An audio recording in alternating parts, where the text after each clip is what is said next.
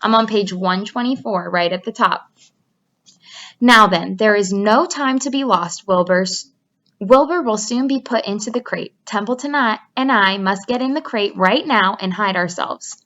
The rat didn't waste a minute. He scampered over to the crate, crawled between the slats, and pulled straw up over him so he was hidden from sight. All right, said Charlotte, I'm next. She sailed into the air, let out a dragline, and dropped gently to the ground. Then she climbed the side of the crate and hid herself inside a knothole in the top board. The old sheep nodded. What a cargo, she said. That sign ought to say Zuckerman's famous pig and 2 stowaways. Look out!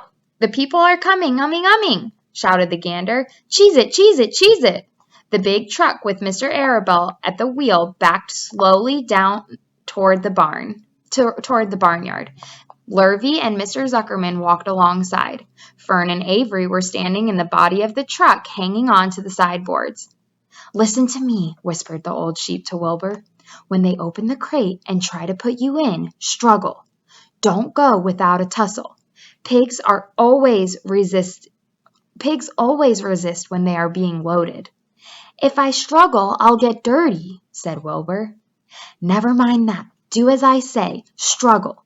If you were to walk into that crate without resisting, Zuckerman might think you were bewitched. He'd be scared to go to the fair. Templeton poked his head up through the straw. Struggle if you must, he said, but kindly remember that I'm hiding down here in this crate and I don't want to be stepped on or kicked in the face or pummeled or crushed in any way or squashed or buffeted or bruised or lacerated or scarred or biffed. Just watch what you're doing, Mr. Radiant, when they get shoving you in. Be quiet, Templeton, said the sheep. Pull in your head. They're coming. Look radiant, Wilbur. Lay low, Charlotte. Talk it up, geese.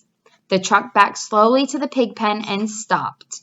Mr. Arabelle cut the motor, got out, walked around to the rear, and lowered the tailgate. The geese cheered. Mrs. Arabelle got out of the truck. Fern and Avery jumped to the ground. Mrs. Zuckerman came walking down from the house. Everybody lined up at the fence and stood for a moment, admiring Wilbur and the beautiful green crate. Nobody realized that the crate already contained a rat and a spider. That's some pig, said Mrs. Arabelle. He's terrific, said Lurvy. He's very radiant, said Fern, remembering the day he was born. That's cute. Well, said Mr. Zuckerman, he's clean anyway. The buttermilk certainly helped. Mr. Arabelle studied Wilbur carefully. Yes, he's a wonderful pig, he said. It's hard to believe that was the runt of the litter. You'll get some extra good ham and bacon, Homer, when it comes to kill that pig. Wilbur heard those words and his heart almost stopped. I think I'm going to faint, he whispered to the old sheep who was watching. Kneel down, whispered the old sheep. Let the blood rush to your head. Wilbur sank to his knees, all radiance gone. His eyes closed. Look, screamed Fern. He's fading away. Hey, watch me, yelled Avery, crawling on all fours into the crate. I'm a pig! I'm a pig! Avery's foot touched Templeton under the straw. What a mess, thought the rat. What fantastic creatures boys are. Why did I let myself in for this? The geese saw Avery in the crate and cheered. Avery, you get out of the crate this instant, commanded his mother. What do you think you are? I'm a pig, cried Avery, tossing handfuls of straw into the air. Oink, oink, oink. The truck is rolling away. The truck is rolling away, Papa, said Fern. The truck, with no one at the wheel, had started to roll downhill. Mr. Arabelle dashed to the driver's seat and pulled on the emergency brake.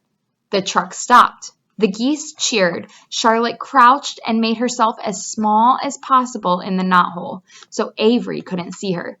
Come out at once, cried Mrs. Arabelle. Avery crawled out of the crate on hands and knees, making faces at Wilbur. Wilbur fainted away. The pig has passed out, said Mr. Zuckerman. Throw water on him. Throw buttermilk, suggested Avery. The geese cheered. Lurvy ran for a pail of water. Fern climbed into the pen and knelt by Wilbur's side. It's sunstroke, said Zuckerman. The heat is too much for him. Maybe he's dead, said Avery. Come out of that pig pen immediately, cried Mrs. Arabelle. Avery obeyed his mother and climbed into the back of the truck so he could see better.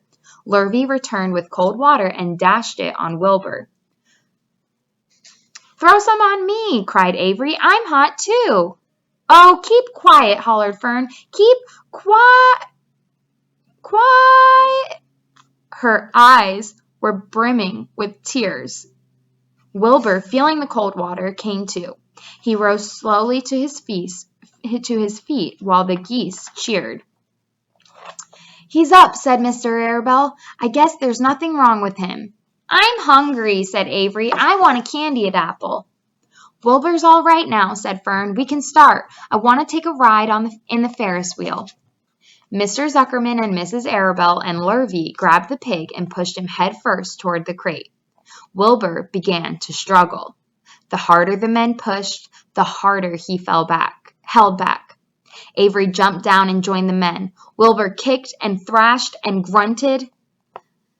Nothing wrong with this pig, said Zuckerman, cheerfully pressing his knee against Wilbur's behind. All together now, boys. Shove! With a final heave, they jammed him into the crate. The geese cheered. Lurvy nailed some boards across the end so Wilbur couldn't back out. Then, using all their strength, the men picked up the crate and heaved it aboard the truck. They did not know that under the straw was a rat and inside the knothole was a big gray spider. They only saw the pig. Everybody's in, called Mr. Arabelle.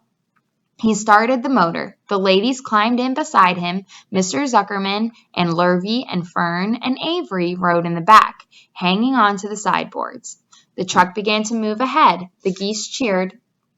The children answered their cheer, and away went everybody to the fair. Here's that picture of them throwing water on Wilbur, who looks so sad on the ground. And I don't know about Avery. He's kind of bugging me. He's very attention-seeking here in this chapter.